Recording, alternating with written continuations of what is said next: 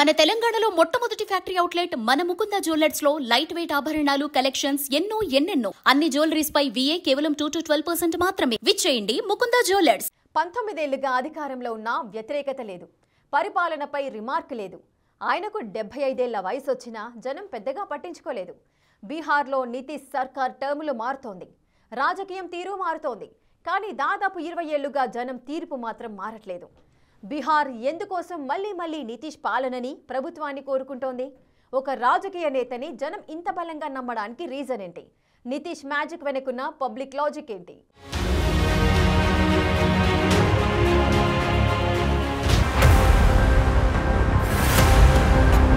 తరం మారింది, స్వరం మారింది. రాజకీయం పంత మారింది.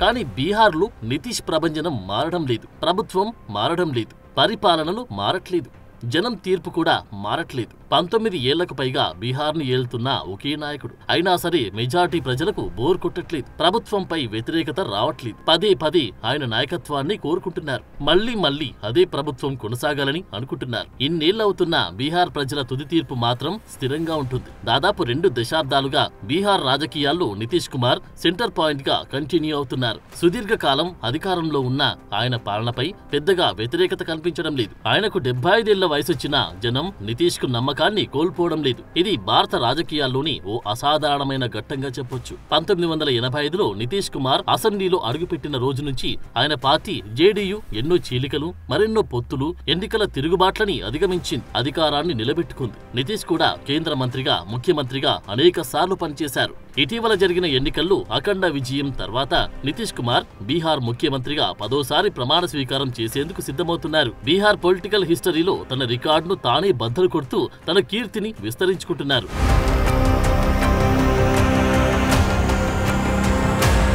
ఎలక్ట్రికల్ ఇంజనీర్ గా పట్టభద్రుడైన నితీష్ కుమార్ సోషల్ ఇంజనీరింగ్ వైపు ఆకర్షితుడయ్యాడు. బీహార్ రాజకీయ ముఖచిత్రంపై తనదైన ముద్ర వేశారు. 1974 నుంచి 77 వరకు జయప్రకాష్ నారాయణ్ ఉద్యమంలో పాల్గొన్నారు. ఎమర్జెన్సీ సమయంలో జైలు శిక్ష అనుభవించిన నాయకుల్లో నితీష్ కూడా ఒకరు. 1985లో హార్నాట్ నుంచి ఎమ్మెల్యేగా అసెంబ్లీలో అడుగుపెట్టారు. అప్పుడాయన జనతాదళ్లో ఉన్నారు. 1989లో లోక్సభ ఎన్నికల్లో గెలిచి 15 ఏళ్లు ఎంపీగా పనిచేశారు. 1998లో జనతాదళ్ నుంచి విడిపోయిన తర్వాత జార్జ్ ఫెర్నాండెస్ తో కలిసి సమతా పార్టీని స్థాపించారు. వాజ్పేయి నేతృత్వంలోని ఎన్డీఏ ప్రభుత్వంలో తొలిసారి రైల్వే మంత్రి అయ్యారు. బెంగాల్లో జరిగిన గైసల్ రైలు దుర్ఘటన తర్వాత రైల్వే మంత్రి పదవికి రాజీనామా చేశారు. 2000 ఎన్నికల్లో బీహార్లో హాంగ్ ఏర్పడంతో తొలిసారి బీహార్ సీఎంగా ప్రమాణ స్వీకారం చేశారు. వారం తర్వాత ఎన్డీఏ బల పరీక్షలో నెగ్గడానికి సంఖ్యాబలం లేకపోవడంతో రాజీనామా చేశారు. 2005లో దానా కుంభకోణం కారణంగా 1997లో లాలూ ప్రసాద్ యాదవ్ రాజీనామా చేయాల్సి వచ్చింది. ఈ ఒక్క పరిణామం రబ్రీ దేవి స్థానంలో ఆర్జేడీపై ఎన్డీఏ విజయానికి దారితీసింది.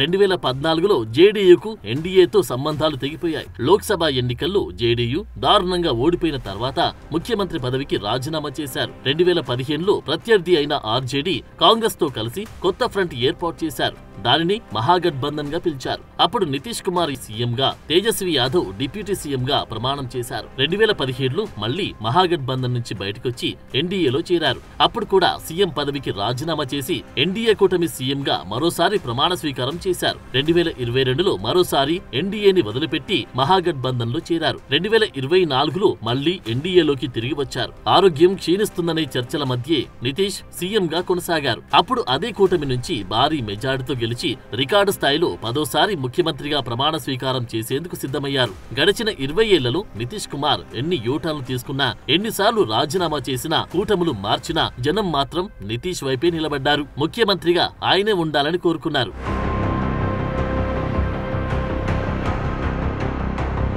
బీహార్లో నితీష్ కుమార్ కు క్యాస్ట్ న్యూట్రల్ లీడర్ అనే ఇమేజ్ ఉంది. పైగా అభివృద్ధి ప్రదాతగా గుర్తింపు పొందారు. కేవలం ఒకే కులానికి పరిమితం కాకుండా అత్యంత వెనుకబడిన వర్గాలు, మహాదళితులపై స్పెషల్ ఫోకస్ పెట్టారు. ఏబీసీలు, మహాదళితులకు స్థానిక సంస్థల ఎన్నికల్లో రిజర్వేషన్లు కల్పించడం ద్వారా వారిని రాజకీయంగా, సామాజికంగా బలోపేతం చేశారు. ఈ వర్గాలు నితీష్ ని తమకు అండగా నిలిచిన నాయకుడిగా భావిస్తాయి. ముఖ్యంగా నితీష్ పాలనలో రోడ్లు, గ్రామాలకు విద్యుత్ సరఫరా, ప్రాథమిక పాఠశాలల అభివృద్ధి లాంటి మౌలిక సదుపాయాల్లో గణనీయమైన స్థిరమైన అభివృద్ధి జరిగింది. అంతకు ముందు ఏళ్ల తరబడి అభివృద్ధికి నోచుకోని బీహార్లో ఈ మార్పు ప్రజలకు కల్లారా కనిపించింది. పైగా నితీష్ పాలనలో స్థిరత్వం ఉంది. ఆయన నాయకత్వంపై విశ్వసనీయత ఉంది. తన హయాంలో సంక్షేమ పథకాలు, కేంద్ర నిధులను సరైన విధానంలో వాడుకోవడంలో పేరు పొందారు. అవినీతిని పూర్తిగా నిర్మూలించలేకపోయినా స్థిరమైన పాలనని అందించగలిగారు. నితీష్ తరచుగా పొత్తులు మారినా, కూటములు మారినా బీహార్లో శాంతి భద్రతలకి తన తొలి ప్రాధాన్యత అనే వాగ్దానాన్ని నిలబెట్టుకున్నారు. ఇదే జనంలో ఆయనపై నమ్మకం సడలకుండా చేసింది. బీహార్లో నితీష్ ప్రత్యర్థులు తేజస్వి యాదవ్ ఇచ్చిన భారీ వాగ్దానాల కంటే నితీష్ నిలకడైన పాలనని జనం ఎక్కువగా నమ్ముతున్నారు అనడానికి బీహార్ ప్రజల తీర్పే నిదర్శనం.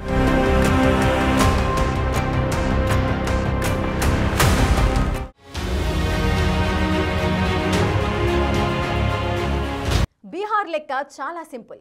నితీష్ పాలనని ఇంత గట్టిగా కోరుకోవడానికి మెయిన్ రీజన్ ఒక్కటే. ఈ సంక్షేమ పథకాలు, అభివృద్ధి, మౌలిక సదుపాయాల లాంటివన్నీ పక్కన పెడితే బీహార్ ప్రశాంతంగా ఉండాలి.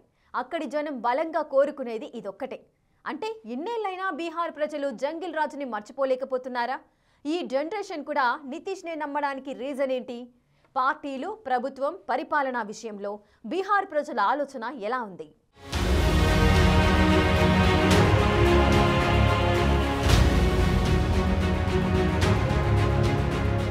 మొన్నటి ఎన్నికల్లో బీహార్లో గట్టిగా పనిచేసిన ఫ్యాక్టర్ ఒకటి. నితీష్ సుపరిపాలనకు, లాలూ ప్రసాద్ యాదవ్ హయాంలోని జంగిల్ రాజ్కు మధ్య వచ్చిన పోలికే బీహార్ మళ్లీ నితీష్ కి పట్టం కట్టేందుకు కారణమైంది. గత 20 ఏళ్లుగా బీహార్లో ఎప్పుడు ఎన్నికలొచ్చినా ఇదొక్కటే పొలిటికల్ స్క్రీన్ మీదకి వస్తోంది. మహిళలను, యువతను అదే ప్రభావితం చేస్తోంది. 20 ఏళ్ల కిందటి నాటి ఓటర్లంటే ఏమో అనుకోవచ్చు, కానీ నేటి తరం యువ ఓటర్లు కూడా నితీష్ వెంట నిలుస్తున్నారు. అలాగని నితీష్ కుమార్ అంతగా పేరున్న విజనరీ లీడరేమీ కాదు.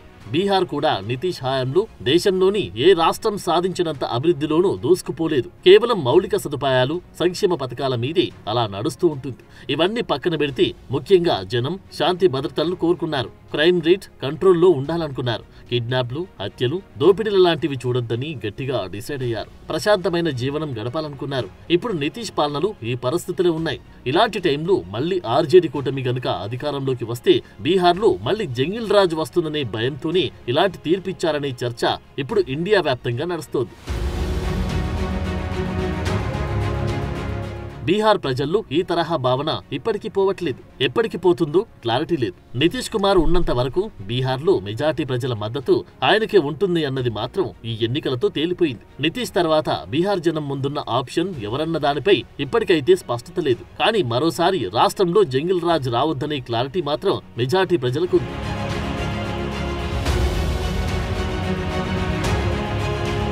1990 నుంచి 2005 మధ్య కాలంలో బీహార్లో శాంతి భద్రతలు క్షీణించాయి. కిడ్నాప్లు, దోపిడీలు, హత్యలు అధికమయ్యాయి. సాయంత్రం వేళల్లో జనం బయటికి రావాలంటేనే భయపడే పరిస్థితులు ఉండేవి.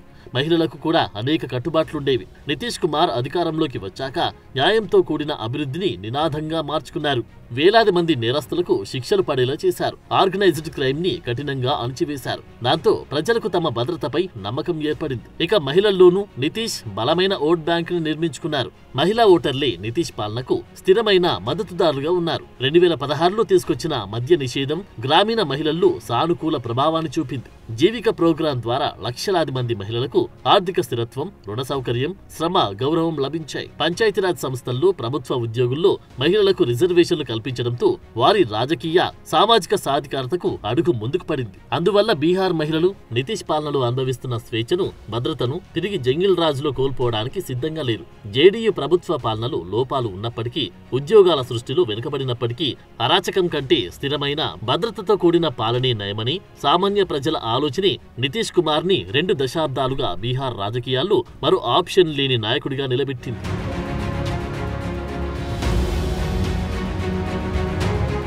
జంగిల్ రాజు నుంచి బీహార్ని రక్షిస్తానని 2005లో నితీష్ తొలిసారి అధికారంలోకి వచ్చారు.